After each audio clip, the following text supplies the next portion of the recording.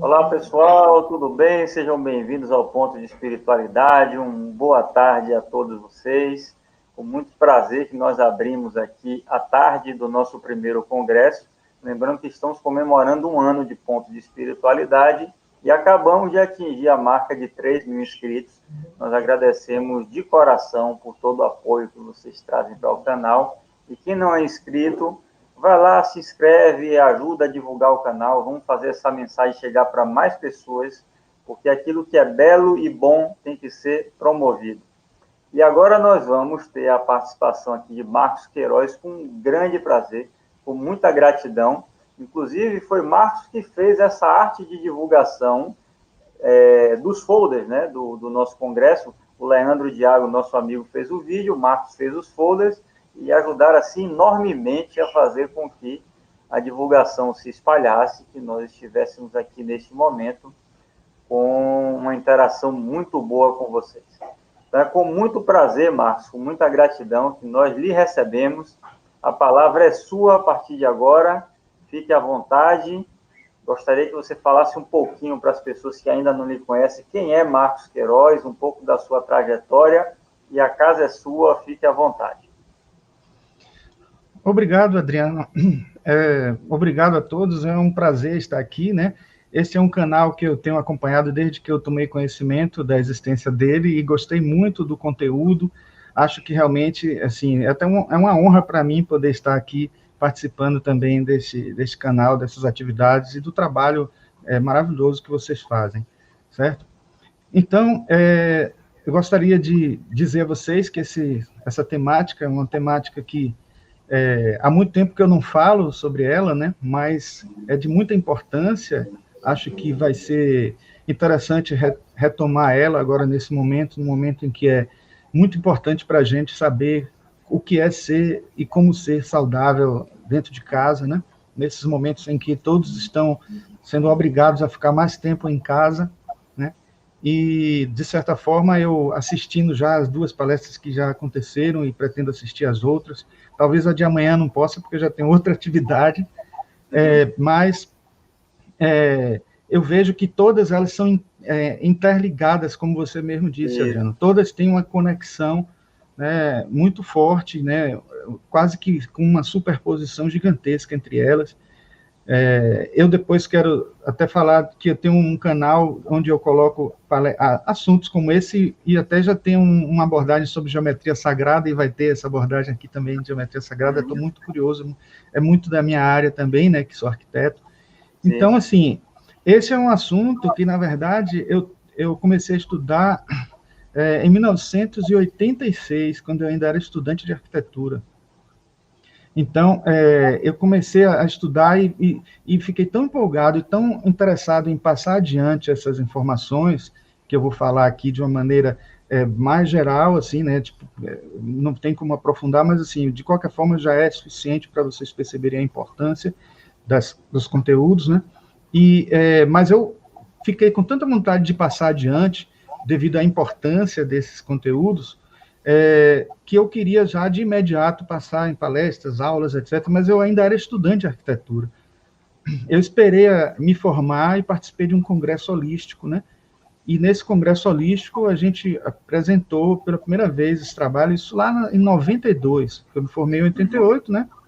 Em 92 teve um congresso holístico que eu apresentei esse trabalho, e eu dei o nome de arquitetura biocósmica. Na época, eu até repeti esse tema, né, num congresso espírita, que foi uma revolução, porque o pessoal que era aqueles assim alguns muito conservadores dentro do espiritismo, que achavam que se não estava no Pentateuco kardeciano, o conteúdo não deveria ser colocado em congresso. Mas felizmente hoje a gente tem mentalidades mais abertas que sabem que não é assim, não é bem assim. A gente sabe que o conhecimento é vivo, ele tem que se ampliar, tem que se expandir, e a partir da própria ciência que vai fazendo a gente avançar. O próprio Kardec disse isso, que a gente vai propôs, é isso que eu ia falar. Acompanhando a ciência e tudo.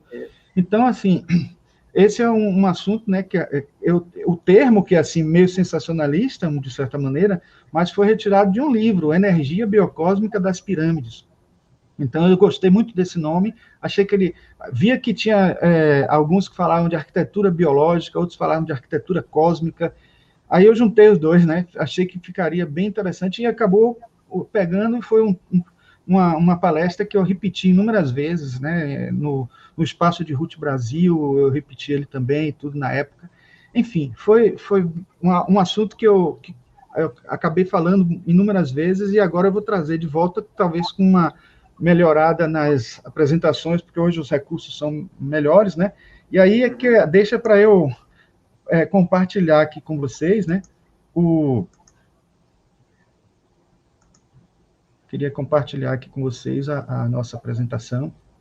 Enquanto o Marcos está compartilhando a tela, já vou responder uma pergunta aqui de Shelly Souza. Shelly, sim, pode fazer perguntas. O Marcos vai falar aí durante 40 a 50 minutos, depois nós vamos ter 30 a 40 minutos para vocês interagirem com ele, tá bom? Vai ser essa a sequência. Eu vou colocar a apresentação dele agora aqui na tela e eu vou me retirar do recinto, meu amigo. A casa é sua. Bom trabalho. Estou aqui. Na hora que você finalizar, eu volto para nós interagirmos juntos com as pessoas. Muito obrigado pela sua presença e é contigo. Obrigado. Então, esse é o cartaz que nós fizemos, né, para motivar, né, a pessoa, né, entendendo essas energias que estão aí presentes, né, na casa, na residência, etc. Mas vamos fazer um apanhado geral, começando por dizer que dentro da arquitetura clássica, tradicional, né, qualquer arquiteto sabe disso, existe um tripé, eu já estou até adiantando esse aqui, mas é um tripé importantíssimo, que é o do Utilitas, Venustas e Firmitas, de Vitrúvio, né? Que ele fala da utilidade, função, estética, beleza e técnica e forma, né? Então, a gente tem que entender aí que não pode deixar de existir na arquitetura, para que ela seja chamada de arquitetura, essas três coisas. Claro que todas as outras coisas que são construídas e que a gente pode entrar, pode ser chamado de construção. Mas quando a gente fala de arquitetura, a gente está falando de arqui, que é acima de tecturos, construção. É uma construção acima das outras, né, em termos de qualidade. Então, essas são as qualidades colocadas por ele. Mas a gente, ainda pegando um pouco o gancho dessas terminologias gregas, queríamos acrescentar, esse aqui é uma estátua de Vitrúvio, né, que vocês estão vendo aqui, e aqui uma representação de um templo, mostrando o interior, a utilidade, a utilização do ambiente, tudo, né? É importantíssimo que, para a saúde do ambiente, o cuidado de como as coisas são colocadas, a ordem, a posição, a distância, e até o cuidado em relação a pessoas que... A gente pensa até assim, na minha casa não tem cadeirante, mas descobre quanto ela foi mal elaborada, pensando nas possibilidades futuras, quando a gente quebra uma perna e precisa usar, ou alguma pessoa de idade precisa usar também. Então, utilitas também é algo importantíssimo para a saúde da habitação. A beleza, nós sabemos que, até foi dito agora aqui na palestra anterior, que apreciar a beleza é saudável, mostra que você está... Aliás, foi até o Adriano que falou, né, que você, de certa forma, ter uma visão dessa beleza de certa forma, exteriorizar até alguma beleza interior que você tem. Então, estudar isso, fazer a casa agradável para que você consiga ter esta beleza à sua volta, e essa beleza à sua volta ajudar na sua saúde, é um ponto fundamental também. E o Firmitas, que diz respeito a algo sustentável, né? Não no sentido ecológico apenas, mas também no sentido estrutural, né? De ter a casa duradoura, né? De certa forma, isso não é só conquistado apenas pela técnica, pela engenharia, etc., mas também os recursos de preservação que se tem e até o grau de naturalidade que o material tem, porque materiais artificiais tendem a ter menor durabilidade do que os naturais, né? Não é à toa que os chineses e japoneses evitavam usar prego na madeira, porque dentro do princípio que eles têm, né, dos 5 elementos, metal corta a madeira, destrói a madeira. Então, eles usavam encaixes de madeira e as construções de madeira duravam muito mais tempo do que as construções de hoje, que usam prego ou parafuso para prender as peças. Mas eu queria acrescentar esse triângulo, mais um pedaço, que é o que a geobiologia defende, que é o navitas. Navitas, em latim, seria energia, ou então bono navitas, que juntando o italiano com o latim, seria boas energias. Então, esse é um acréscimo que a gente faz para conseguir fechar este ciclo aí de requisitos, de necessidades, de elementos necessários para que haja saúde na habitação, né? Eu trouxe aqui, entre muitos e muitos assuntos que poderiam ser abordados, aqueles que caberiam no tempo dessa palestra, né, dessa fala. E depois nós podemos trocar ideias com vocês sobre isso. Esse primeiro item, síndrome do edifício doente, a gente vai falar muito pouco, porque, na verdade, é mais recente, foi algo que começou a ser desenvolvido agora no século XXI e no final do século XX, e é o que a arquitetura, qualquer arquitetura, tem que se preocupar, que tem que ter um cuidado, né? A arquitetura hegemônica, conhecida, né, acadêmica, ela trabalha para resolver também essas questões, né? Mas esses outros três, vamos focar bastante nesse segundo, e nesses dois também vamos citar, basicamente, porque diz respeito também à radiestesia, que é o tema que nós vamos abordar, aplicado aos cuidados com a saúde na habitação, certo?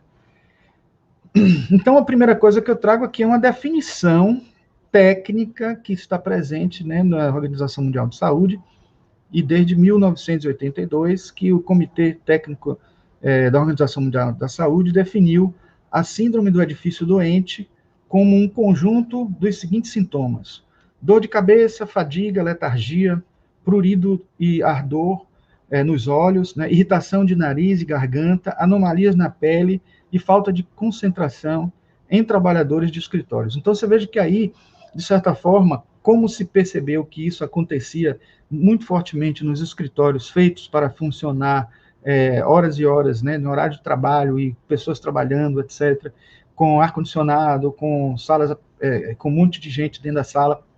Hoje que a gente está tendo até que evitar isso, não existir esse tipo de situação, mas em situações normais, né, fora da pandemia, a gente via acontecer esse tipo de coisa e, de certa forma, buscar atender a essa demanda de não acontecer esses problemas todos de saúde é uma coisa básica na arquitetura, né? Mas, mesmo assim, muitos projetos pecam nisso, né, nesses aspectos, mas a gente estuda há anos dentro da Faculdade de Arquitetura para evitar que aconteçam esses males, esses problemas.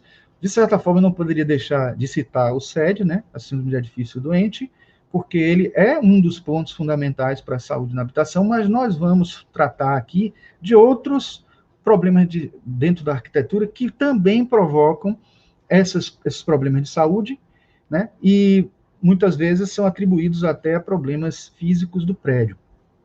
Eu digo a você que quase todos os estudos de radiestesia e pesquisas feitas com relação à energia na habitação, eles foram descobertos pelos pesquisadores e cientistas porque eles começaram fazendo como auditores, tentando descobrir onde estava a causa de determinados problemas de saúde ocorridos em determinadas edificações, e eles, quando não descobriam, não encontravam, tinham que recorrer à radiestesia, e às vezes até à radiônica, e acabaram descobrindo que existem outros fatores mais energéticos que provocavam esses problemas, né? E é deles que nós vamos falar, né? E aí a gente entra num tema que é radiestesia e cosmotelurismo. Talvez vocês não tenham ouvido falar ainda em cosmotelurismo, mas para chegarmos até o cosmotelurismo, vamos começar por radiestesia. O que seria radiestesia, né? É uma palavra derivada do grego, isto é, radios, raio, a estesis, sensação. É uma prática conhecida e praticada há milênios pelos egípcios, romanos, chineses, antigamente denominada de rabdomancia, né? E seu nome se deriva a utilização de varas para sondar as nascentes de águas subterrâneas e veios, está errado aqui, né? Veios minerais. Então, assim, é interessante que a gente saiba que a gente, quando sabe que tem sempre um elemento, como vocês estão vendo aqui, uma forquilha, um pêndulo, alguma coisa que o radiestesista utiliza, vocês vão ver isso daqui a pouco, para prospectar o solo ou a própria pessoa, a aura da pessoa. As pessoas acham que o grande segredo está nestes instrumentos, mas não. A gente tem que entender que, como o próprio nome está dizendo, Radiestesia é a habilidade de sentir os raios. Então, estesia é sensação e rádios é raio, né?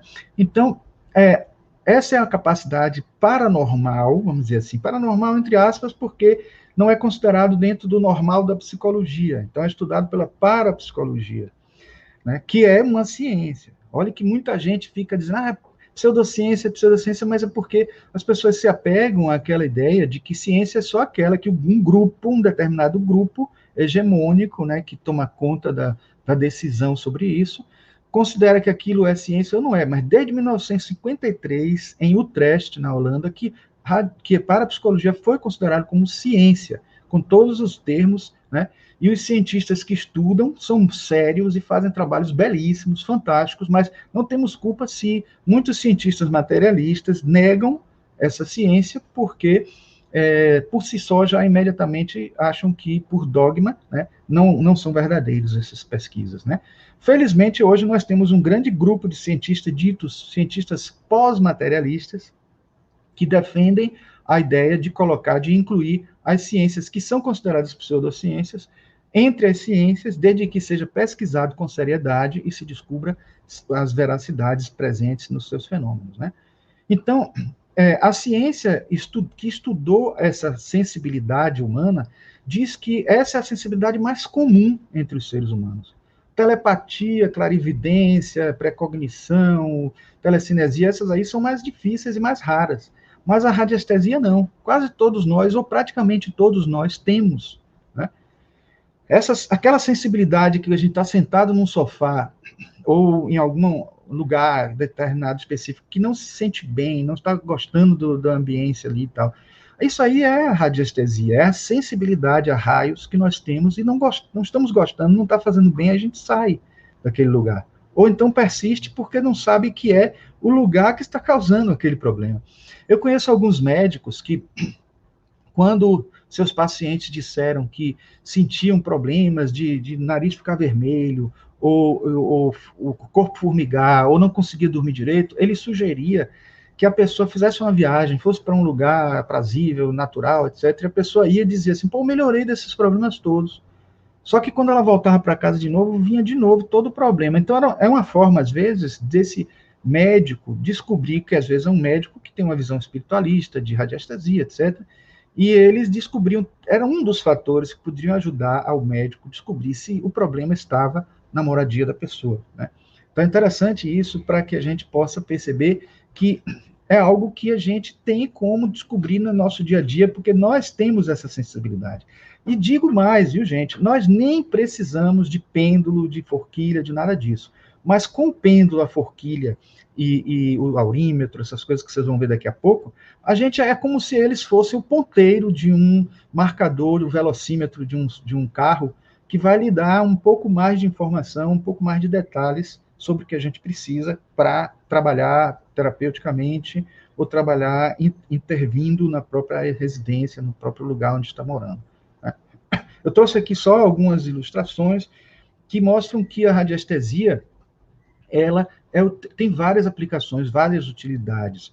Tem a radiestesia medicinal, que é utilizada no corpo humano para a pessoa ver se ela está com alguma deficiência fisiológica, biológica, etc. Tem aquela que ajuda a gente a achar objetos. Se a gente pegar uma planta baixa da nossa casa e não sabe onde guardou determinado objeto, a gente coloca o pêndulo em cima e aí você diz assim, mas que mágica é essa? É o pêndulo que vai fazer por uma psicocinesia, vai se mexer para ir para o lugar onde está o objeto perdido? Não é, gente. O que vocês precisam entender é o seguinte, isso é perfeitamente explicável pela psicologia junguiana, que trabalha uma psicologia profunda e vai até o nosso âmago, né? Nosso bud, nosso inconsciente pessoal, inconsciente coletivo. Então, segundo Jung, nosso consciente está aprendendo, está descobrindo, não sabe coisas que não vieram ao nosso consciente, mas ao nosso consciente. O nosso inconsciente sabe, o nosso inconsciente tem uma visão muito mais ampla, porque tem uma consciência expandida, né? O inconsciente coletivo é a expansão de consciência, é uma visão plena das coisas, da totalidade. Então, a gente através desse acesso ao inconsciente coletivo, usando um pêndulo, a gente pode descobrir o lugar onde alguém se perdeu, o lugar onde um objeto precisa ser encontrado, o lugar onde um minério, né, ouro, água, né, precisa ser encontrado em determinado terreno. Então, através da radiestesia, é possível se conseguir essas informações, esses efeitos. Então, a aplicação da radiestesia é muito ampla. Aqui eu mostro para vocês o uso do pêndulo até para mostrar, até para a gente criar, né, os nossos códigos, né, de leitura, né, o giro no sentido horário, o giro no sentido anti-horário, tabelas de medição que podem ser utilizadas.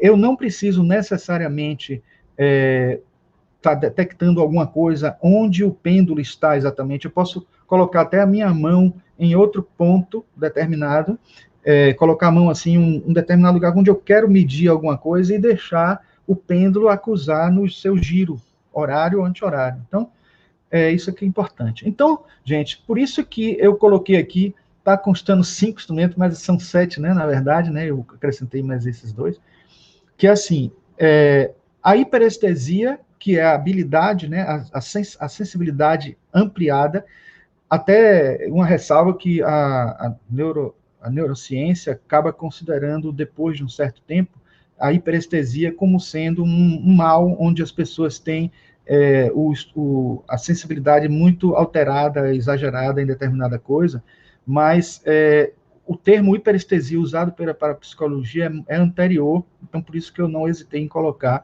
Então, hiperestesia é uma exteriorização de sensibilidade, uma sensibilidade ampliada aos raios, nesse caso, né, da radiestesia. Então, esse é um instrumento. Então, em outras palavras, o que eu estou querendo dizer aqui é que nesses 7 instrumentos, o primeiro deles é a própria pele, o próprio corpo, a própria sensibilidade da pessoa, né, em si. Bom, a bússola é importante para ajudar a gente a se orientar, né, dentro do processo de análise do ambiente. A forquilha, vocês vão ver daqui a pouco, o dual road também, o aurímetro, o pêndulo, e animais e plantas. Por incrível que pareça, vamos ver daqui a pouco que animais e plantas também são instrumentos excelentes para avaliação das energias do lugar. E aqui algumas ilustrações mostrando, né, que essa ilustração eu trouxe para justamente me lembrar de dizer a vocês que ninguém é obrigado a acordar cansado ou acordar com assim uma energia esgotada e tal. Se isso estiver acontecendo sistematicamente, provavelmente é porque tem alguma coisa errada nas energias ou no lugar onde você está dormindo, né? Aí eu trouxe aqui até já para adiantar uma ilustração de alguns pontos energéticos que estão exatamente embaixo da cama da pessoa e que a pessoa recebe aquela carga de energia, uma energia que não é necessariamente ruim, mas porque ela está sendo, digamos assim, insistentemente transmitida para o corpo da pessoa. Aqui, nesse caso, já está até com uma proteção. Essa ilustração está mostrando uma proteção, que pode ser de chumbo, né? Que o chumbo protege a gente da maioria dos raios, mas não de todos. E, de certa forma, quando você recebe aquela carga durante a noite toda, vai acordar como se não tivesse dormido, cansado, né? E com aquele cansaço característico das pessoas que não dormiram muito bem. Novamente aqui mais algumas ilustrações, né, de um livro clássico de radiestesia, vários tipos de pêndulo, né, aconselhável sempre começar, quem está começando com pêndulo de madeira, mas depois pode usar o de cristal, o de metal, que vocês vão ver daqui a pouco que a gente vai mostrar alguns exemplos, né. E aqui até mostrando o giro, né, no sentido de definir o que é que vai ser detectado e como que vai ser a leitura feita, que você já predispõe a linguagem que vai ser adotada para você mesmo, enquanto está preparando o pêndulo, né, para o processo de utilização da radiestesia, né. Aqui nós temos exemplos de forquilhas, algumas até com fios de cobre em volta, ilustrações mostrando que desde o Egito já se usava, e desde os tempos mais antigos, né, se utilizava forquilhas, varetas e outros instrumentos, né, de radiestesia aqui, mostrando até, eu fiz um íconezinho para mostrar, né, a forquilha, como ela é utilizada, como o pessoal utiliza a forquilha, aqui até utilizando mapas para localizar em grandes regiões algumas coisas, né, eu digo a vocês que, classicamente, né, lá nos idos dos anos 60, do século XX, foi feito um mapeamento na França, porque se descobriu que várias casas estavam provocando câncer, porque tinha alguma irradiação muito forte. Isso até a gente encontra no livro Casas com Câncer, foi o livro que primeiro me chamou a atenção e que me fez ficar com vontade de divulgar, que eu falei no início, né, para todo mundo, com medo de a pessoa fazer o projeto todo bonitinho, dentro dos moldes da arquitetura, mas construir em cima de um terreno que tem uma irradiação extremamente negativa e prejudicial para a saúde, né?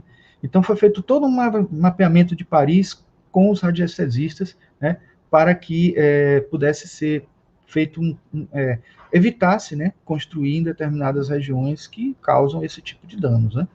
Então, a gente tem aqui até a mesa radiônica, né, e com vários cristais aqui, e com vários tipos de planilhas e tabelas que podem ser feitas leituras. Eu me lembro que até Adriano falou da mesa radiônica, né? E ele provavelmente deve usar, então depois ele até pode trocar ideias comigo sobre isso. Aqui eu trouxe mais uma ilustração que eu acrescentei justamente porque vi hoje de manhã sendo colocado sobre isso, né? Então, assim, o importante também falar para vocês é a forma de pegar no pêndulo é muito importante, porque muita gente não sabe que é possível potencializar a utilização do pêndulo quando você pega ele de uma forma tal, estou até com um de cristal aqui, você pega ele até de uma... Deixa eu ver se está dando para aparecer aqui. Então, você pega ele até assim, com a palma da mão voltada para baixo. Quando você faz isso, você ajuda a utilizar esse chakra aqui, que é um chakra que capta o prana, né? Que muitos chamam chakra prânico, né? Mas não é clássico esse nome, né? E aí a gente utiliza ele com esse chakra voltado para baixo para ajudar. Não que tenha que ser sempre assim, você pode também usar, como eu falei, a outra mão para captar e esse para fazer o pêndulo detectar e acusar alguma coisa, mas de certa forma é bom que a gente perceba que existem outras formas que não são muito aconselháveis, como essas assim, que estica muito o dedo, etc., ou que fecha muito esse chakra.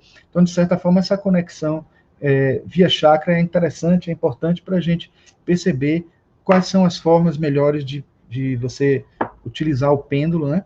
E como pegar nele, entendendo que nós somos os que vão detectar o pêndulo, ou detectar a energia. O pêndulo é apenas a agulha do mostrador que vai lhe dizer o resultado, né?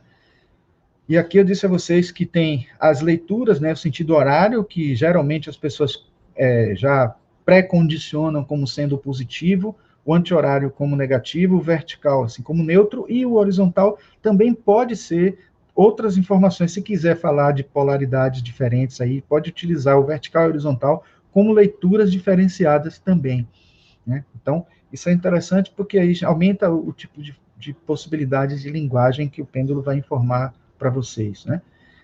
Eu digo porque, às vezes, reportando também, de novo, ao cabalhão que foi colocado aqui, você tem o gênero e a polaridade, né? As energias, quando você estuda energia de forma, como a gente vai ver, falar um pouco daqui a pouco, existe as várias cores que estão presentes na energia emanada pela forma, e também tem o positivo e o negativo. Mas o gênero é uma coisa, forma é a outra, então por isso que você pode usar horário e anti-horário para gênero e vertical e horizontal para polaridade. Então, é importante ter isso registrado logo. Outra coisa também importante é essa coisa que a gente chama de testemunho. Existem alguns pêndulos que eles têm essa aberturazinha para você colocar uma amostra do material que você vai estar pesquisando, está procurando. E aí você coloca aqui dentro essa amostra e consegue detectar, buscar, entrando em sintonia, né, com aquele material. Então, existem várias formas de utilizar, dependendo de como o radiestesista prefira, de como o radiestesista está acostumado e como ele já fez várias vezes as experiências e deu certo. Então, claro que como qualquer outra prática profissional, existem as maneiras que cada um adota e utiliza, né, na sua prática. Eu mostro aqui até para vocês que existem esquemas retirados de um livro mais técnico, né, que se você tem um veio d'água, você tem esses... Aqui é como se você estivesse vendo o veio d'água cortado, assim, né, frontalmente, né, um corte transversal.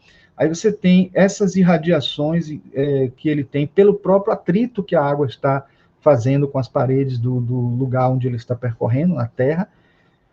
E esse atrito gera essas ondas e ondas e ondas, então é possível você descobrir onde está o veio justamente encontrando pela radiestesia as várias linhas de força, essas várias linhas de força aparecendo na superfície, e você chegando até o ponto, depois encontrando ela de novo. Então é possível você detectar 7 de um lado, 7 do outro, e até você com isso, pela distância que está entre essas linhas de força, você detectar até a profundidade. Alguns veios de água que estão em uma profundidade muito grande são, às vezes, até muito mais negativos do que os que estão nas proximidades. Os que estão nas superfícies, excelente. Espelho d'água, lago artificial, ou piscina, etc., porque cria não só um microclima, mas também a água absorve as energias, né? Mas os veios que estão muito profundos, eles criam uma ionização, que é quebra das moléculas, e quanto mais profundo, pior. Então, estando a 40 metros, a 20 metros de profundidade, não é muito interessante para a localidade da construção, e isso o radiestesista acaba conseguindo detectar e percebe isso muito bem. Só para dar um apanhado geral para vocês, eu tenho aqui mostrando um aurímetro, né? Um aurímetro, que é esse instrumento aqui, o Aurameter, como muitos falam, não sei se está dando para ver aí, né? Tem esse modelo e tem esse outro aqui, que é todo metálico, né? Temos o Dual Road, né? O Dual Road, que é esse instrumento aqui, que você tem que deixar ele solto, né? Para poder você conseguir perceber melhor. Depois eu posso até mostrar ele mais calmo, né? Com vocês. Ele fica totalmente solto, e aí quando abre totalmente, muitas vezes é uma energia muito forte, né? Às vezes você pode considerar o negativo com ele aberto e o positivo ele fechado, e assim criar a sua convenção de análise, né? E os pêndulos, né? Tem o pêndulo de cristal, o pêndulo metálico, etc. E aqui eu mostrei para vocês que é possível vocês detectarem na casa alguns pontos geopatogênicos, que a gente vai falar daqui a pouco, e aí você com uma fita marca os pontos, e esses pontos são lugares em geral em que deve-se evitar cadeiras, mesas, sofás, etc., onde as pessoas vão ficar muito tempo, e principalmente camas, né? É importante dizer também que as plantas, algumas delas gostam da energia telúrica, dessa energia que vem do solo, que nós falamos agora no instante, mas outras não. Então, é muito comum acontecer você ter uma árvore que tem um fruto doce em uma parte e ele amargo no outro, ou plantas que se dão bem em uma localidade e outras que não, enfim. Então, porque existem preferências entre as plantas, aquelas que gostam dessa energia telúrica e outras não. Por isso que eu disse a vocês que as plantas também são fortes indícios, são instrumentos também para a gente descobrir o resultado. A gente vai falar daqui a pouco dos animais também, quando vocês entenderem melhor o cosmotelurismo. Bom, sobre o cosmotelurismo é o seguinte, a Terra, ela tem uma camada mais superficial de energia negativa, negativa não no sentido de ruim não, viu, pejorativo não, negativo de carga mesmo, porque a gente tem a camada da ionosfera, que são íons positivos, então cria uma polaridade. Então, de certa forma, a gente acaba, por carga induzida, tendo os pés da gente sempre com a carga positiva e a cabeça com a carga negativa. Não é à toa que sempre se aconselha as pessoas dormirem com a cabeça para o leste. O leste é positivo, o oeste é negativo. Então, quando a gente faz isso, a gente entra em consonância com essa polaridade da orientação geográfica. Da mesma forma, é importante a gente saber que o tronco de uma árvore, ele também passa a ter uma polaridade positiva nas raízes, na parte mais baixa, e uma polaridade negativa na parte superior. Quando se faz o desdobramento da madeira, que vocês estão vendo aqui, né, o corte dela, é interessante os artífices, né, e os artesãos de Feng Shui, e também os antigos japoneses, chineses, quando construíam com madeira, eles tinham esse cuidado de analisar com pêndulos, etc., onde era o positivo, onde era o negativo, para que eles pudessem posicionar em relação à orientação norte, sul, leste, oeste, a casa de uma maneira adequada. Aí você diz assim, se a casa estiver orientada de forma equivocada, a gente vai morrer? Não. Na verdade, a durabilidade vai diminuir, de certa forma, porque aí já está se falando da saúde da própria madeira, da própria edificação, do próprio constituinte da casa, certo? Agora, fora isso, também é importante saber que se existe essa polaridade, existe, assim, uma energia que desce, que sai do solo e vai até a ionosfera, né? Haja visto, inclusive, quando ela vem com uma carga muito forte, ocorre até o raio, a gente pensa que o raio vem de cima para baixo, mas é de baixo para cima, porque os elétrons que se mexem, né, na verdade. Então, é interessante a gente entender isso, porque não acontece esse processo de transição de energia, ela não acontece por toda a superfície da Terra, ela tem essas malhas, né, como esse exemplo aqui da malha Hartmann. Existem outras, mas eu só vou citar essa para não confundir mais a cabeça de vocês. Então, vocês veem aqui a malha Hartmann, ela tem pontos positivos e negativos, ela está orientada no sentido norte-sul, leste-oeste, tendo 2,5 metros de distância de uma malha para outra, de um ponto para outro, no sentido leste-oeste, e no sentido norte-sul, 2 metros de distância. Então, fazendo esse levantamento, você vai ter pontos positivos e pontos negativos. Apesar de não ser, pejorativamente falando aqui, algo que é negativo, né, no sentido de ruim, mas como o negativo ele é repelido pelo negativo da Terra e atraído pelo positivo da ionosfera, o que acontece é que nesses pontos onde há um ponto geopatogênico negativo, ele sai, ele brota do solo e vai até a ionosfera. Então não adianta nem morar no 15º andar, no 20º andar, que essa energia vai chegar lá, né? Enquanto que, por outro lado, a não ser que a gente vai explicar daqui a pouco o que pode acontecer. E quando ele é positivo, ele vai ser atraído pelo negativo da Terra e aí acaba não saindo, né, com um foco de energia acontecendo, né? Mas quando acontece, quando se mistura com um veio de água que eu falei nesse instante para vocês, que pelo atrito gera aquela ionização, aí você tem uma confluência entre as redes Hartmann e um facho de água passando. Aí você tem um ponto realmente negativo. Eu trouxe aqui até de um livro, desse livro aqui, né, Manual de Arquitetura Biológica, como eu falei a vocês, que também é chamado de Arquitetura Biológica. Ele mostra aqui várias situações, né, e aqui a rede Hartmann causando esse conflito, juntando com um veio d'água que passa aqui, né. Então, com relação ao cosmotelurismo, para vocês entenderem, nós precisamos, de fato, de ondas telúricas e ondas cósmicas para a vitalidade da nossa energia. É aquela velha história do yin-yang, aquela velha história da compensação energética, a velha história da polaridade presente aí, né? No macro, no micro, o que está em cima com o que está embaixo. Lembrem disso também, que foi falado hoje aí, da lei hermética de correspondência. E aí, o que acontece? Quando isso é quebrado de alguma forma, porque a gente tem uma laje de concreto embaixo da gente, impedindo que essa energia telúrica venha até chegar a gente, a energia cósmica vai nos atingir e não vai ter a compensação da energia telúrica. Menos mal, porque a energia cósmica é menos danosa, né? É uma energia sutil, mais sutil. Mas quando você tem uma barreira por cima de você, quando você fica muito tempo dentro de casa, você não deixa de ter só a vitamina D, não. Você deixa também de receber essas energias cósmicas necessárias. E aí, quando você tem os dois, então, aí você diz, não, o que eu faço? As construções antigas, que não usavam concreto armado, que não usavam lajes de concreto, elas eram mais saudáveis. Não quer dizer também que você vai morrer se ficar só nessa casa assim, com laje, etc. Não, porque quase todo mundo mora nessas casas.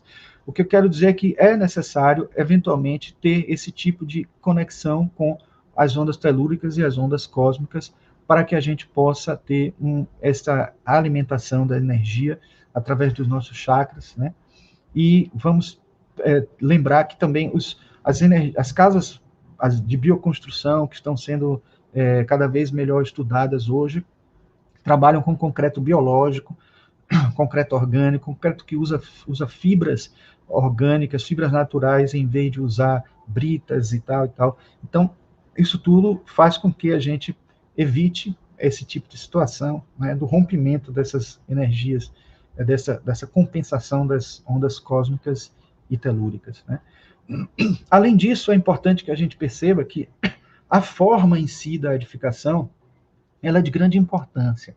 Aí eu trago para vocês aqui o exemplo clássico da pirâmide, que dentro das suas proporções exatas e da orientação norte-sul, leste-oeste, ela gera aqui uma energia específica que é chamada de verde negativo. Por que é chamada de verde negativo?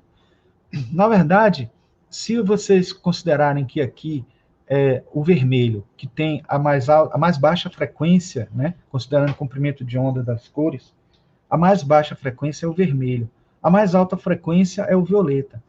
Entre o vermelho e o violeta tem uma cor que a gente considera magenta, que é até considerada como uma cor não espectral, porque é o momento da ruptura mesmo de uma baixa frequência com uma alta frequência. E esse ponto de ruptura, ele é exatamente oposto ao verde. Por isso que ele é chamado de verde negativo. Mas a cor dele em si não é verde, é um magentazinho. Então, um vidente, um clarividente, conseguiria enxergar o verde negativo com uma cor magenta, né? Um magenta meio fora do espectro, que a gente não consegue enxergar, né, na luz percepção das cores, né, do facho do espectro luminoso. Né? Mas, de certa forma, esse magenta que a gente vê é um magenta que foi trazido para a nossa capacidade de percepção dentro do nosso espectro luminoso.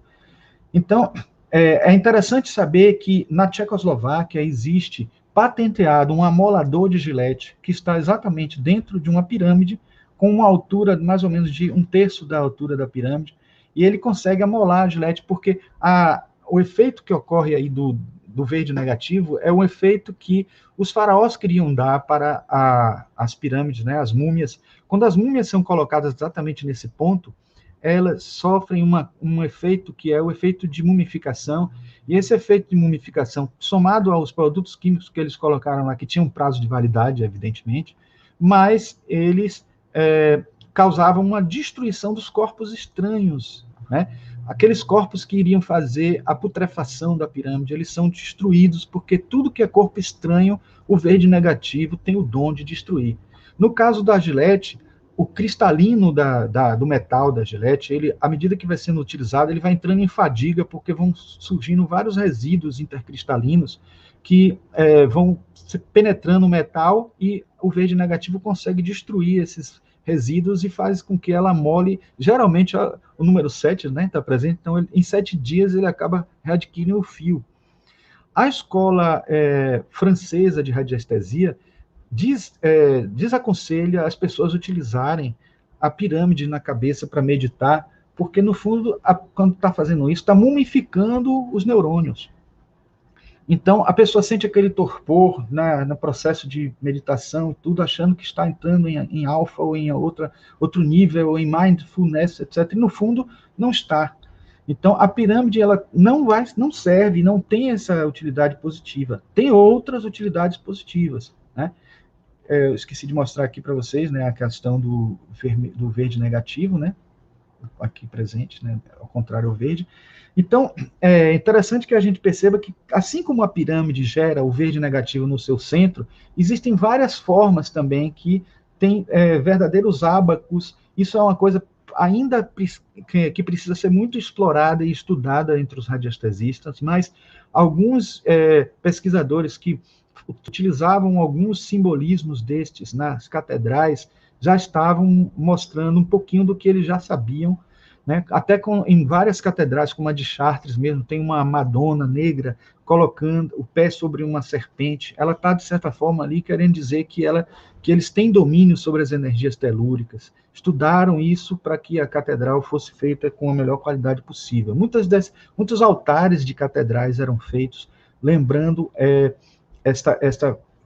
sabendo desses conhecimentos, né, profundos, e eram colocados esses altares nos pontos onde a energia telúrica era muito intensa, porque esses altares de pedra conseguiam transformar aquela energia, dispersar aquela energia, fazer aquela energia ser útil para um templo que é um templo de oração e acaba sendo útil.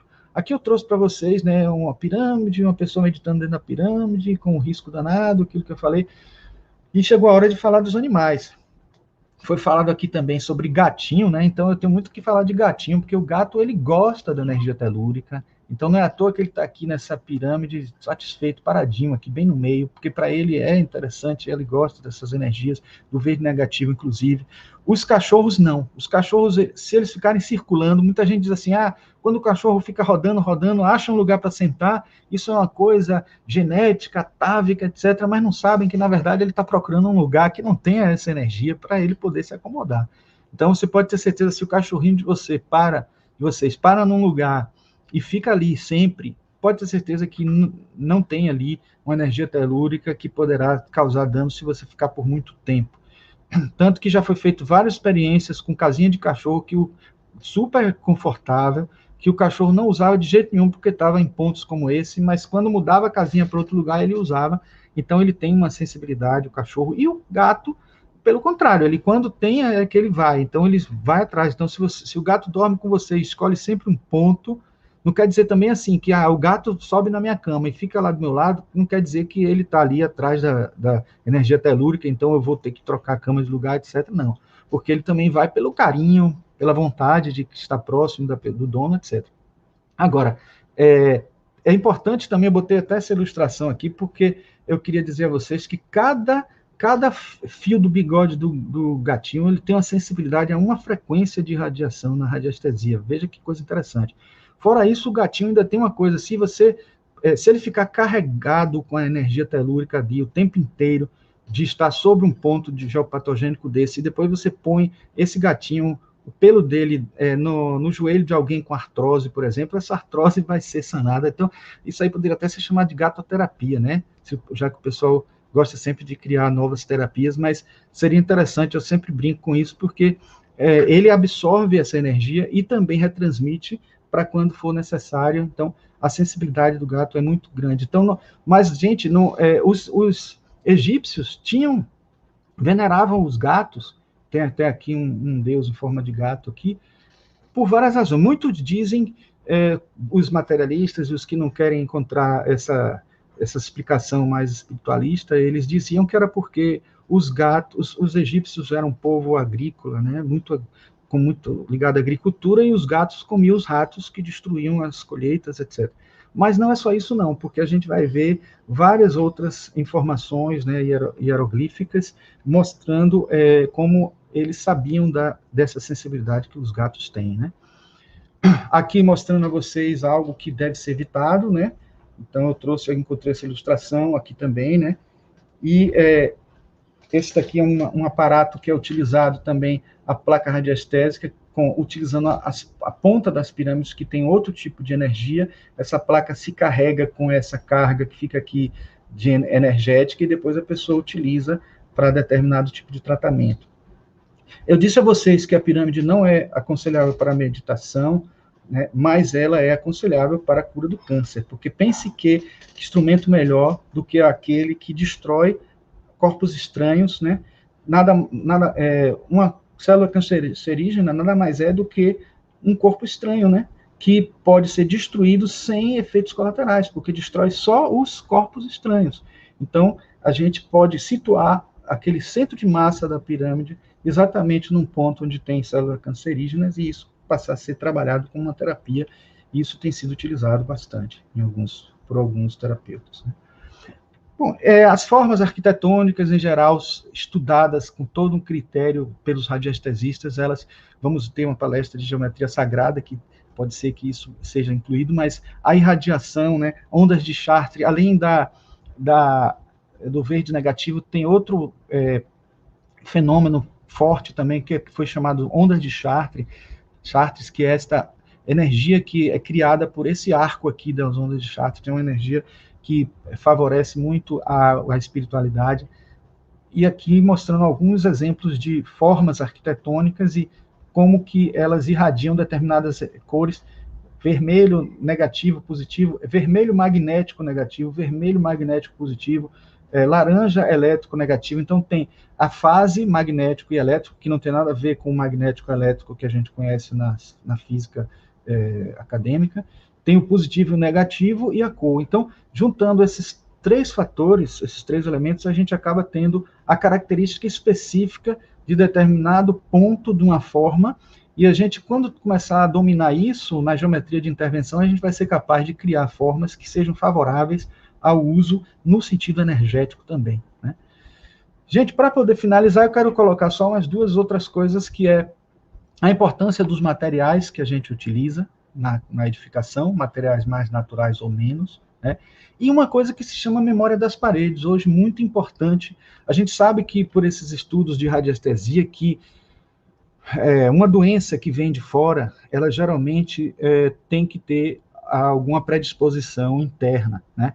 Então, os radiestesistas sabem que existe o chamado iniciador ou initiator, né? O iniciador da doença, que pode ser a má alimentação, ou uma predisposição genética, e o promovedor, promoter. Esse promovedor pode ser um agente externo. Então, você soma uma coisa com outra, uma má alimentação, um órgão já debilitado, com a ação de uma energia. A gente hoje até tem um exemplo forte que a gente está vivendo aí, que é comorbidade e o agente externo, um vírus, que causa danos, né, na gente. Então, se a gente junta essas duas coisas, pode causar um dano muito maior. Mas aqui a gente tem um exemplo do que se chama memória das paredes, que é uma pessoa que vamos supor que alguém fica durante muito tempo no hospital irradiando com aquela energia vibratória, a vibração daquela doença, transmitindo para a parede. Aí ele sai dali, teve alta, etc., mas a doença fica ali impregnada. A equipe faz uma higienização total dali, né? Faz uma esterilização completa, mas ainda continua a vibração nos hospitais, em alguns deles. E aí vem uma outra pessoa com predisposição àquele mesmo problema e passa a adquirir ele por conta da memória das paredes. Então, isso foi uma coisa que muito estudada entre os radiestesistas, porque se descobriu que isso foi a causa de muitas mortes e de muitos problemas de saúde posteriores de pessoas que passaram a utilizar um leito de hospital e viram como a incidência era muito grande de pessoas que adquiriam o mesmo problema, mesmo sendo algo que estatisticamente não era muito possível. E eu queria encerrar com essa frase, né, de Le Corbusier, o pai da arquitetura moderna. Eu comecei com o pai da arquitetura e agora com o pai da arquitetura moderna. Eu tenho essa frase que é: quando uma obra está no ápice da intensidade, de proporções, de qualidade de execução, produz-se um fenômeno espacial indizível. O conjunto começa a irradiar fisicamente, é algo que pertence ao domínio do inefável. Muito interessante, porque parece ser de uma pessoa que não tem uma visão mais espiritualista, mas está dizendo muito aí com essa informação. Eu tenho, mas só para fechar, a minha bibliografia eu geralmente gosto de mostrar através de imagens das capas, né? São 2 livros do mesmo autor. Esse autor é muito interessante, o Cevários. Ele, na verdade, tem aqui 2 livros, um que é técnico, com algumas ilustrações que eu trouxe aqui, foram muitos desse livro aqui, e Radiestesia no Lar, ele pega todos esses conhecimentos e aprofunda na aplicação no lar. É fácil de conseguir até em PDF, tanto esse como esse, na internet. O livro Radiônica e Radiestesia, que traz informações bem interessantes também, complementando, né, para uso do pêndulo e uso de outros instrumentos de radiônica, que já envolve eletrônica. O primeiro livro que eu li é sobre o assunto, lá dos anos 80, e foi esse que me motivou, de certa forma, apesar do título sensacionalista, né? Mas ele foi que me motivou a estudar mais a fundo esses assuntos. O manual de arquitetura biológica que eu mostrei para vocês agora, que tem muitos detalhes arquitetônicos, até minuciosos mesmo. Esse, que é uma série de livros desse autor, Antônio Rodrigues, de geobiologia, ele tem vários livros de radiestesia também, dessa editora Alfabeta, mais recentes, são livros, tanto que você vê que ele fala de uma arquitetura para o século XXI, né, já tentando incluir questões que já se sabe há muito tempo, mas que ainda não estava sendo aplicada. Esse é um livro clássico, importantíssimo, Radiestesia e Saúde, né, de Kate Bachler, que é uma autora alemã que trouxe uma pesquisa muito criteriosa sobre os efeitos, né, mostrando até crianças que corriam para o cantinho do berço para fugir de determinados pontos desse. Aquele caso do cachorro que também fugia da casa nesse livro, e vários casos em que problemas de saúde aconteceram por conta dessa situação dos veios de energia, né? Aqui o grande livro da Casa Saudável, que trata de todas essas questões que eu falei. esse livro de Meli e Udert, tem outros livros também muito interessantes também de metaloterapia, aqui também que ela fala da Mãe Terra e trabalha muito essas energias da Terra e do cosmos, né? E esses três últimos, o melhor livro de ondas de forma, de energia de forma que tem é esse, quase todos os outros se reportam a ele. O Poder das Pirâmides também fala especificamente das pirâmides, mas vai a fundo na questão dessa energia que eu falei para vocês. E o Sinfonia da Energética, que eu tive a oportunidade de conhecer esse autor, Salvatore De Salvo, que ele italiano, mas que se naturalizou no Brasil, ensina na USP, não sei como se ele ainda está vivo, mas ele fez esse livro há muitos anos atrás e tem uma abordagem muito interessante, muito, muito rica, muito científica também a linguagem dele, né? E, gente, obrigado por essa oportunidade de estar aqui com vocês nessa experiência, certo?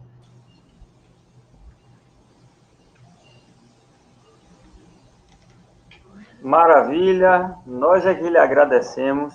Eu disse a vocês, eu ainda não tinha tido a oportunidade de dialogar com o Marcos, de conversar com ele, mas eu já tinha escutado ele falar, e eu disse de manhã para vocês que seria uma apresentação de altíssimo nível, e de fato foi. E a gente lhe agradece muito, Marcos. A partir de agora a gente começa a fazer uma interação com o pessoal, né?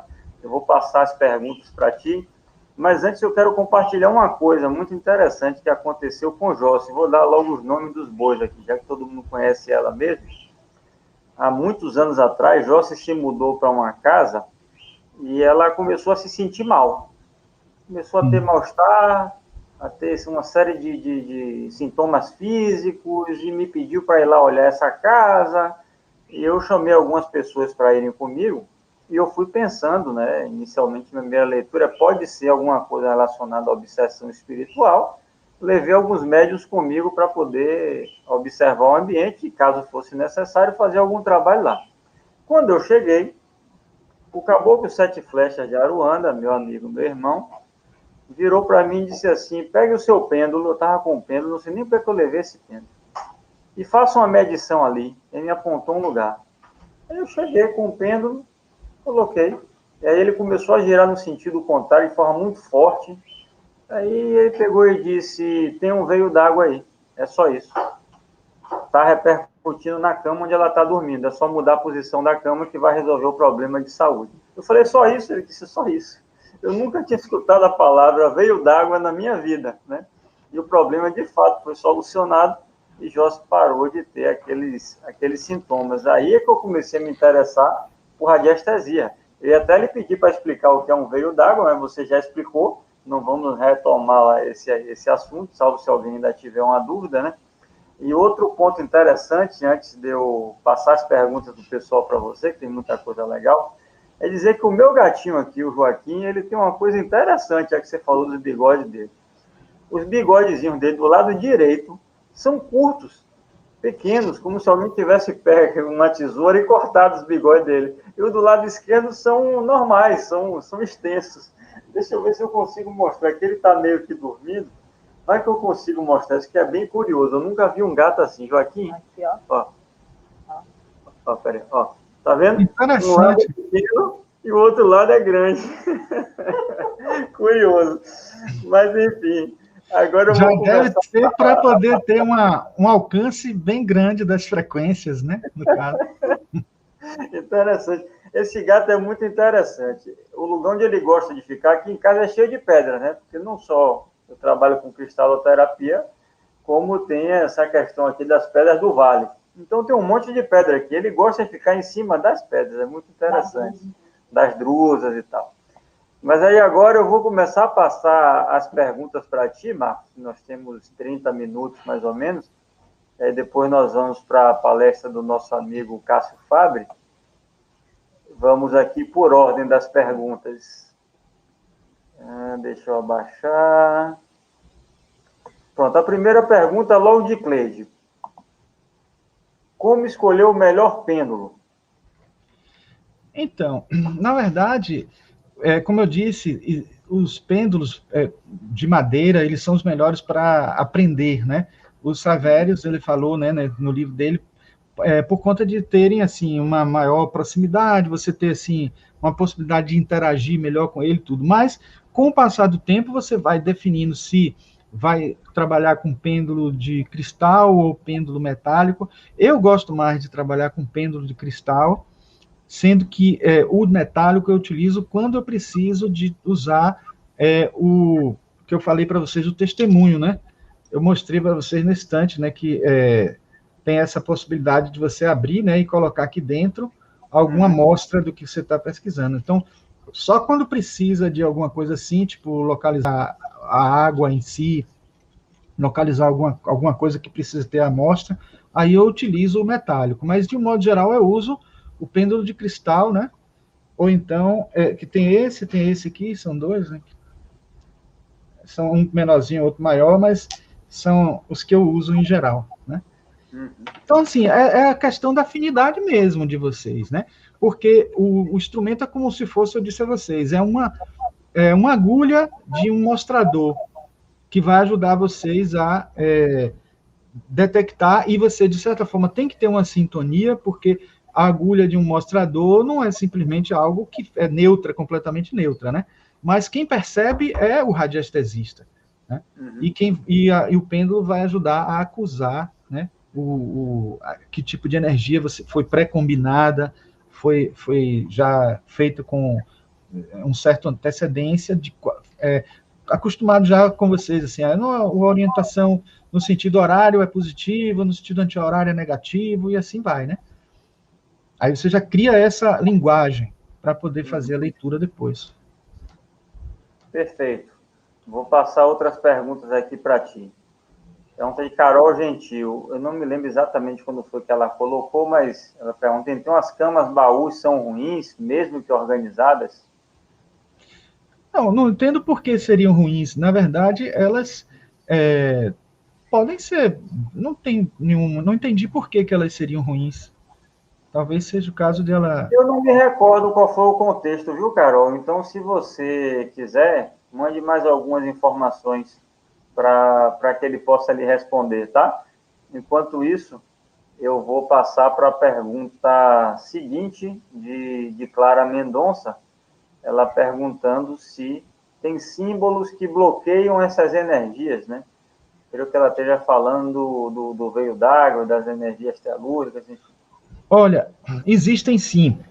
É porque, como eu disse a vocês, esse estudo é bem complexo, né? A gente teria que estudar, teria que ter um tempo só para isso, né? Porque eu falei do cosmotelurismo, falei da memória das paredes e falei também das ondas de forma ou energias de forma.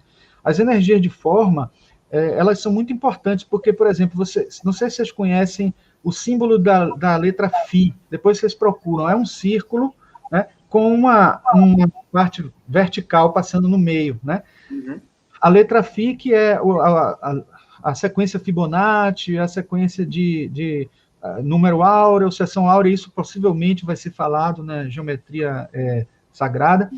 Então, aí vocês vão ver mais com profundidade sobre isso. O Φ, ele é uma energia perfeita, excelente, irradia uma energia muito boa, e é quase um amuleto de proteção do ponto de vista da radiestesia.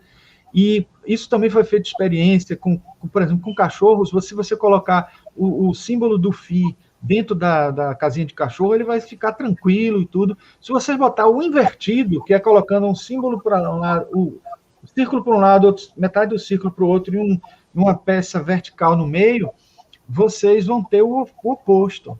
Ele começa a latir, ele fica agoniado e tal. Então, tanto existem formas que podem provocar energias que deixam a pessoa mais inquieta, né? E digamos assim, nervosas, como também aquelas que acalmam, que tranquilam, que aplacam e que protegem, né? Claro que a gente não pode dizer que simplesmente colocando em cima de um veio desse, em cima de um ponto desse geopatogênico, colocando um elemento desse, um amuleto desse, vai proteger. E como é um assunto que ainda não é de domínio nem dos mais avançados cientistas dessa área de radiestesia, existe um chamado cone azul protetor, que vocês podem procurar depois. O cone azul protetor é um cone mesmo, que é colocado na eletricidade, e que lá dentro você tem várias formas que são consideradas pela radiestesia irradiadoras de energias favoráveis e protetoras.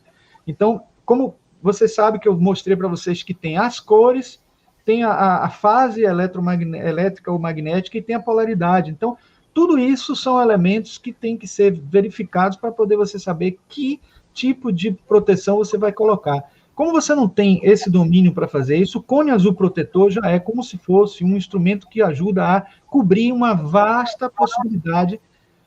E como algumas delas exigem eletricidade, você tem que colocar na eletricidade. Então, alguns clientes meus de radiestesia, de Feng Shui, como eles não tinham encontrado ainda a placa de chumbo para colocar no ponto onde eles precisavam colocar, eu emprestei a eles esse cone azul protetor e eu empresto sempre quando precisa esse cone azul protetor para que fique enquanto ele não encontra a placa de chumbo para proteger. Mas, no fundo, tem como proteger usando placa de chumbo, inclusive no estrado da cama, né? Ou na própria contrapiso da casa. Se for feito durante a execução da obra, é possível colocar no contrapiso da casa para poder ficar algo que não cause danos a ninguém. Eu mesmo já tive um caso, uma experiência curiosa, de uma pessoa que me disse que a mãe dele faleceu, e embaixo, no mesmo quarto, na mesma posição, tinha uma cama igual e a pessoa faleceu lá embaixo também. Então ele ficou desesperado, a mãe morava sozinha e só com a cuidadora, e ele ficou sem querer vender o apartamento, com medo da pessoa sofrer esse problema também e ele ser responsável, ficar com esse karma. Aí ele me disse, o que é que eu faço? Aí eu disse a ele, já que o piso ia ter que ser reformado, faça a reforma e coloque no lugar uma placa de chumbo para impedir que o próximo morador venha a sofrer desse problema. E ainda se corria o risco do morador não acreditar e simplesmente desdenhar da situação e morrer sem acreditar que isso poderia acontecer com ele, entendeu? Então, ele não queria ficar com esse karma e aí resolveu fazer essa intervenção. Uhum. Perfeito. Vou lhe passar uma outra pergunta aqui de Luciana Rocha. Qual a diferença entre radiestesia e Feng Shui?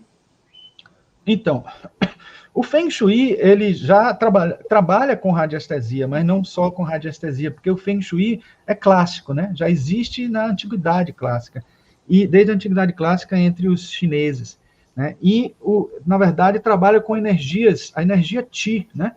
Para os chineses, Qi é toda a energia, tudo que é energia que existe no universo é o Qi, mas o Qi que ele trabalha é o Qi, energia vital, essa que circula no nosso organismo e que circula na casa. Então, no fundo, se a gente fosse traduzir para uma linguagem ocidental o Feng Shui, a gente teria que chamar de domopuntura. Domos é casa e puntura é acupuntura, a acupuntura da casa. Então, você estuda a energia da casa, você estuda a energia do terreno, e no Feng Shui você tem como colocar até hastes, porque, curiosamente, uma coisa que eu não falei, porque o tempo não permitia, assim como você tem positivo e negativo nas redes Hartmann, o positivo aqui, o negativo lá adiante, etc., quando você aprofunda no solo, o positivo vira negativo, o negativo vira positivo. Então, se você colocar uma haste mais ou menos de 20 a 40 centímetros de profundidade, no lugar onde a energia é negativa, também essa energia negativa vira positiva, porque ela vai ganhar a carga da polaridade que está mais na profundidade. Então, isso é uma verdadeira acupuntura da Terra, então a geopuntura. Então, de certa forma, o Feng Shui envolve essas energias também de forma, porque trabalha com a forma curva e a forma reta, né? No Feng Shui tem um dito que o pessoal acha que é superstição, que é assim, quando você tem o telhado reto, quando você tem um telhado curvo, é como se o diabo fosse entrar na casa e ele é lançado longe, quando ele escorrega, é lançado longe. Mas isso é uma forma alegórica deles dizerem isso, porque dentro da pedagogia do Oriente, eles acham preferível que a pessoa faça para perceber os resultados, em vez de você racionalmente entender e fazer, porque muitos deles... muitas coisas do conteúdo deles é obtida pela sensibilidade. Por exemplo, na acupuntura, o triplo aquecedor seria um órgão que não existe. Ele é 3 órgãos ao mesmo tempo. que causam aquecimento. A mente, né, o coração e a sexualidade. Então, essas três coisas que aquecem, como se fossem três fornos, eles, não existe esse órgão. Mas como eles tinham o princípio, né, de não violar o corpo da pessoa, eles analisavam essas energias a partir dos efeitos e não da causa. Então, eles têm esse princípio. Eu tive um professor de Tai Chi Chuan que eu perguntava a ele assim, por que a gente sempre faz em números múltiplos de 8 e sempre em números pares os movimentos? Aí ele me disse assim, experimente fazer em número ímpar. Ele não me explicou racionalmente por que não. Porque se ele me explicasse racionalmente, talvez hoje eu não tivesse nem lembrando aqui para poder contar para vocês. Eu fiz em número ímpar, e sabe o que eu descobri? A coisa mais simples do mundo. Porque se eu faço para um lado, eu tenho que fazer para o outro, senão eu não tenho um equilíbrio, né? Eu faço para um lado e tenho que fazer para o outro para poder conseguir ter os movimentos dos músculos, etc. Então, de certa forma, essa pedagogia do Feng Shui faz com que eles criem até aquilo que parece uma superstição para as pessoas fazerem. Depois que elas fazem, elas dizem, meu Deus, dá certo, funciona muito bem. Então, elas aprendem pela prática, né? Em vez de aprender pelo racional, porque nós somos muito mais lado esquerdo do cérebro e eles são mais lado direito do cérebro. Mas a sorte é que há um equilíbrio, né, entre essas duas coisas, certo? Joia. Vou passar agora a pergunta de Shelly Souza. Eu estou fazendo pela ordem, viu, pessoal? Não vai dar para responder todas, com certeza, mas eu estou colocando pela ordem de quem, obviamente, escreveu antes, tá? Shelly está dizendo assim, não sei se a radiestesia pode me ajudar nesse sentido, mas estou comprando um apartamento usado e já mobiliado, o famoso porteira fechada. Como eliminar as energias ruins dos moradores, caso tenha, grata? Sim, sim. Isso, o Feng Shui e a radiestesia podem ajudar muito, porque no Feng Shui a gente tem três tipos de modalidade de limpezas energéticas, né? Algumas delas, mais simples, envolvem incenso, envolvem música ambiente, você deixar durante 3 dias, né, a música ambiente, você usar incenso e você borrifar também com amônia na proporção 10 por 1, porque você tem que botar 1 de amônia e 10 de água, para que você não manche, não destrua tudo na casa e não fique um fedor horrível. E o incenso de cânfora também é muito bom utilizar. Esta limpeza energética é algo que se faz antes de a pessoa fazer as intervenções do Feng Shui. Depois de descobrir todos os elementos e todos os objetos que precisam ser colocados, modificados de posição, muitas vezes não precisa comprar nada, às vezes é só trocar de posição os objetos. Mas assim, eu sempre digo que fique 3 dias fazendo isso e depois faça as intervenções, porque com isso você vai ter mais rapidez nos efeitos, porque você vai encontrar um ambiente já limpo do que existe, né, antes, para que você possa ter as novas energias acontecendo. Isso é muito importante, porque às vezes até numa casa nova, você diz assim, porque eu estou vindo para uma casa que é de outro morador, mas às vezes numa casa nova, o cara está pintando e está dizendo assim, poxa, eu tenho que trabalhar isso o dia todo aqui e tal, e pintando e jogando a energia dele toda na parede. Isso é a memória das paredes. Então, de certa forma, a limpeza vai ajudar a proteger também disso aí, certo? Uhum. Perfeito. É o mesmo princípio que nós usamos para limpar uma pedra e um cristal, antes e depois de utilizar em alguém. E o que eu faço especificamente para manter as minhas paredes harmonizadas é utilizar o ON, porque não só eu me identifico muito com ele, como eu tenho certeza absoluta da qualidade vibracional de transmutação e de elevação que tem aquele som primordial. Não é à toa que os antigos sábios da Índia utilizavam o Om na abertura e no fechamento de cada mantra, pelo fato do Om ser o mantra dos mantras. Então, eu recomendo essa parte do Om. Vanessa fez uma pergunta aqui interessante, eu vou projetar para você. Marcos, se não me engano, a aplicação do método Kovacic para auxílio no tratamento do câncer, utiliza uma placa para ser colocada embaixo do colchão onde a pessoa dorme. Se puder, comenta um pouco sobre. Bom, eu não conheço esse método, mas, assim, o que eu tenho a dizer em relação à energia de forma é que, assim, existe hoje uma prática bem forte, que estava sendo trabalhado na USP até, pelo Salvatore De Salvo. Eu disse a vocês que eu tive contato com ele alguns anos atrás, quando eu comecei a estudar, que era justamente para ele utilizar essas ondas de forma para a pesquisa do combate ao câncer. E porque, assim como existe a pirâmide, existem outras formas. Ele já estava desenvolvendo até a chamada pilha cósmica, que seriam assim, várias cúpulas hemisféricas em número de 7, uma sobre a outra, em que você, na base dela, você teria uma irradiação tão forte de verde negativo que poderia causar a destruição de algumas células cancerígenas. Isso ele fala no livro Sinfonia da Energética, e ele trabalha muito com essas ondas de forma. Então, um fato é que existem já terapias que estão sendo desenvolvidas usando essa energia, e é muito importante. Ele chegou até a me dizer, um exercício de futurologia, que ele me disse uma coisa muito interessante. Ele disse assim que no futuro, quando o homem conseguir dominar esse tipo de energética, vai ser possível que uma pessoa entre numa câmera e nessa câmera ele se liberte de vários vírus. Imagine se isso, quando isso for possível. E ele ainda disse assim que a pilha cósmica, ele ainda disse assim, que se destrói determinado vírus de determinado tipo de assinatura, o mesmo vírus com a mesma assinatura, a um raio de 1 quilômetro vai ser destruído também. Então, determinada a energia é tão forte que eles estavam trabalhando que pode ser que chegue a esse ponto de conseguir uma medicina avançada, né, nesse nível, né? Mas eu ainda não conheço esse método, mas acho que pode ter base em algum tipo de pesquisa nesse sentido, entendeu? Uhum. Ok. Pessoal, nós temos mais 12 minutos, tá? E nós vamos atrasar 10 minutinhos a próxima palestra de nosso amigo Cássio Fabre, justamente para a gente ficar 1h30 aqui com o Marcos.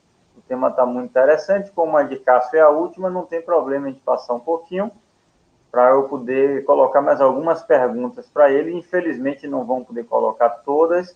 Depois que terminar essa palestra, eu vou colocar o Instagram de Marcos Queiroz aqui na descrição do vídeo. Vocês seguem o Instagram dele, mandam um direct, a página do YouTube também. E nós vamos ter, com certeza, a oportunidade de receber ele aqui outras vezes, tá? Vamos aqui a pergunta de Nara. Ouvi dizer que a cortiça abaixo do colchão pode ser usada para evitar energias adoecedoras, é verdade? Olha, a cortiça não.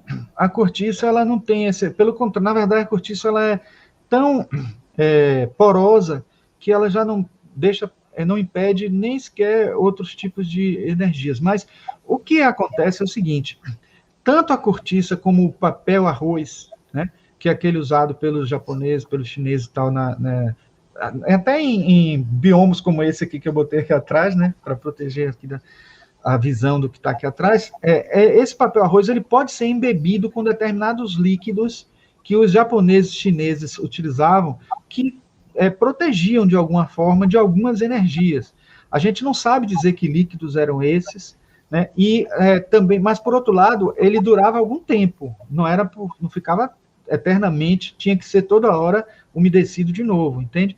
Então isso é também algo que se sabe na história da radiestesia, que existiu esse tipo de proteção utilizando alguns desses recursos, né? Claro que a cortiça ela não retém, né, esses líquidos, mas algumas eram assim ungüentozinhos, né, que eram colocados e que poderiam servir de proteção. Mas eu não sei nem lhe dizer qual é a composição desses líquidos e desses ungüentos. Né? Uhum. Perfeito. Nara está perguntando ainda, eu vou fazer essa pergunta porque eu acho que é muito importante, ela querendo saber sobre as ondas de micro-ondas, se são maléficas. Olha, e aí eu já coloco uma provocação para você. Se as ondas de micro-ondas já são maléficas, e o 5G? Olha, na verdade, o que acontece? Existe um aparelho que é detector de Teslas, né? Que são ondas magnéticas. Não só o micro-ondas é negativo, quanto qualquer aparelho eletrônico e elétrico que fique preso, ligado na tomada. Se você tem uma televisão do lado da sua cabeceira, ou perto de você e tal, numa distância que seja menor que 2 metros. Às vezes pode até ser 1,5 m ou menos, mas por segurança, considerem 2 metros. Se tiver menos de 2 metros perto de você, quando você vai dormir, é preferível tirar da tomada. Não quer dizer que você tem que tirar ela dali do quarto, mas tire da tomada quando for dormir, que vai ficar um tempo ali com ela. Eu tinha esse medidor de Tesla, que algumas televisões, hoje a televisão tem um outro tipo de irradiação, mas ele é um eletrônico, de certa forma, mas hoje tem uma faixa de influência muito menor, mas as antigas televisões, daquela de tubo de imagem, ela, às vezes, quando estava ligada, ela estava assim, em torno de 50 centímetros, ela estava irradiando Tesla, tanto que você, quando desliga, fica até um papel preso, ficava até o papel preso, né, na tela. Quando você desligava, ela diminuía, mas não desaparecia. Quando desliga a televisão, mas preso, ligado na tomada. E uma coisa curiosa é que quanto menor era a televisão, maior era o alcance, porque o aprisionamento do elétron percorrendo ali era menor e tal, a irradiação magnética era maior. Então, assim, realmente tem prejuízos. O prejuízo do 5G, do 4G existe, mas a gente não tem por onde correr. É uma coisa que a gente está... As empresas vão dizer que não, que é maluquice, que não tem cabimento, porque elas não vão nunca assumir nem admitir isso. Né? O cuidado para a gente não deixar o celular o tempo inteiro colado no nosso corpo, perto de zonas mais vitais do nosso organismo, é importante. Tudo isso, né? E não ficar muito tempo, enfim, são essas coisas que são aconselháveis, né? Livrar-se da escravidão das telas, como diz o querido pai Joaquim de Aruanda. Ele já falou isso aqui umas 10 vezes. Toda vez que ele vem, ele fala alguma coisa sobre isso. Carol Gentil, Marcos, contextualizou aquela pergunta dela, e agora eu passo para ti. Ela disse que foi quando foi dito que abaixo de onde dormimos deve estar livre, em alguns casos utilizar mantas de chumbo. Então, mas veja, nesse caso eu estava me referindo, por exemplo, ao fechamento de concreto que tem na laje, e em cima, embaixo, e às vezes até não só do concreto apenas, mas da ferragem do concreto. Segundo os estudiosos de radiestesia, essas ferragens que nos circundam, elas criam uma gaiola de Faraday que impedem das energias passarem, atravessarem energias úteis necessárias.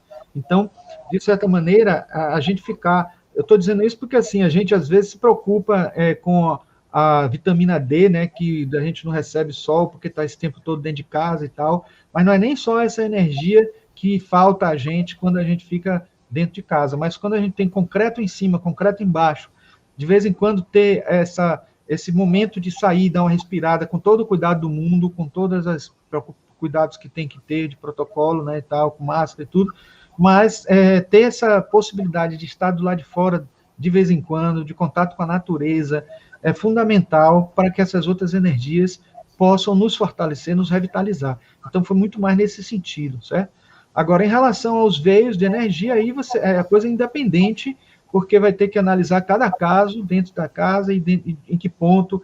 Eu disse a vocês que o primeiro instrumento de detecção, para vocês não ficarem desesperados, querendo assim descobrir onde é que tem um ponto e tal, o primeiro instrumento é vocês mesmos. Se vocês saírem sentando na cama em vários pontos e tentando sentir, colocando a mão e sentindo os lugares que energeticamente, né, podem estar tendo problemas, vocês com isso podem saber de alguma maneira onde vai precisar mudar, ou se precisa correr para cá, para lá a cama, e até mesmo se acorda cansado, se acorda como se não tivesse não tivesse nem dormido, né? Então são esses os indícios, né? Perfeito. Eu vou fazer agora a última pergunta, em função do nosso tempo já estar avançado, uma pergunta do meu amigo Marcelo Alves, do Cura Vibracional Sensorial, irmão, que amanhã vai fechar o nosso congresso aqui com um trabalho magistral que ele faz com música. O nosso Marcelo está perguntando o seguinte: como formular uma pergunta-chave para obter uma boa resposta com o pêndulo?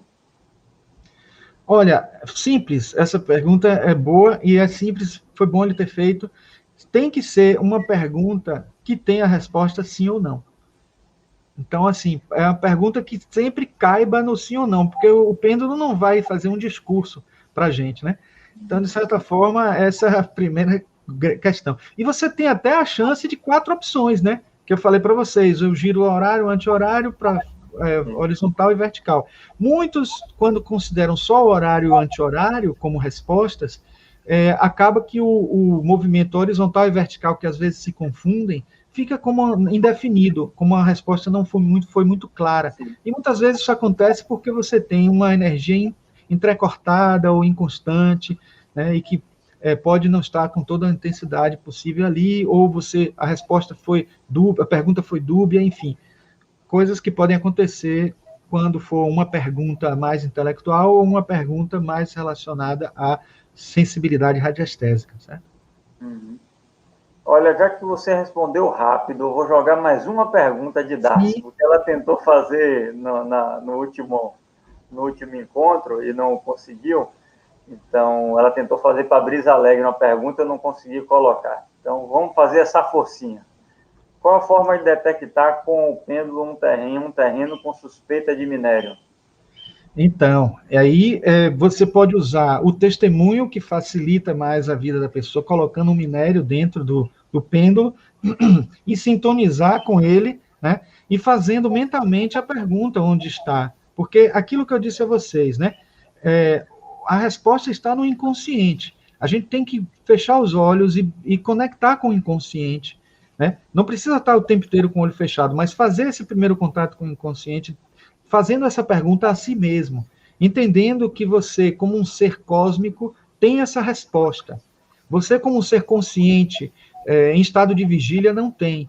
Mas como ser cósmico, tem. Então você faz esse percurso e pede para que seja acusado no sentido horário, né, onde está esse minério, com um mapa que facilita a vida, né? Eu digo que com um mapa é melhor porque você tem chance de percorrer mais rapidamente toda a área, uma área bem maior, né? E se quiser pode usar mapas de escalas diferentes, que depois de descobrir o ponto maior, você vai dar um zoom em si e tal. Ou então na própria localidade, se você estiver querendo saber em cima da cama, ou em todo o quarto, sai percorrendo com o pêndulo em toda a região do quarto e vai buscando, vai querendo pedindo ao pêndulo que dê essa resposta. Porque, gente, a resposta do pêndulo é um movimento muscular mesmo, é a gente que faz o pêndulo girar. Mas quem faz girar, se você faz girar sem ser voluntariamente, eu estou querendo girar no sentido anti-horário ou no sentido horário, se você faz involuntariamente, quem está respondendo é o inconsciente. Então, é isso que é importante que a gente tenha em mente. Não é nenhum fenômeno de psicocinesia, não. A mente fazendo girar o pêndulo. É o movimento muscular que faz mesmo o pêndulo girar. E a resposta vai acontecer a partir daquela resposta que você tem no seu inconsciente, que é mais sábio do que seu consciente. Pronto. Muito obrigado, Marcos. Infelizmente, a gente não pode passar mais perguntas para você, mas assim, foi riquíssimo. Nós com certeza vamos ter um prazer imenso de lhe receber novamente. Na sequência, pessoal, da palestra de Marcos Queiroz, nós vamos ter Cássio Fábio falando sobre geometria sagrada. Vamos começar pontualmente às 15h50. Vamos atrasar 10 minutos da programação original. E, finalizado o trabalho de Cássio, eu vou projetar aqui no Ponto Espiritualidade a mensagem que o mestre Ramayana gravou, fazendo essa relação entre a beleza, entre a saúde e a espiritualidade. Então vai ser muito legal para a gente fechar o dia. Amanhã de manhã vamos ter Andréa Brits, criadora do método Good Vibes, nossa amiga lá do Rio de Janeiro, que vai falar sobre a importância da manutenção da frequência vibracional para a saúde, e nosso irmão Marcelo, do Cura Vibracional Sensorial, que vai nos brindar aí com um trabalho maravilhoso. Então, eu passo a palavra para que Marcos possa se despedir de vocês. Aproveita, Marcos, divulga o seu canal, o nome do seu canal, para que as pessoas possam sair daqui nesse intervalo, procurar e se inscrever. Bom, Adriano, eu que agradeço, foi muito gratificante participar desse congresso. E o meu canal é meu nome mesmo, né? Marcos Queiroz, não é difícil conseguir. Depois eu posso até colocar aqui nos comentários desse vídeo e tal. Eu ponho no link. põe no link, né? Certo.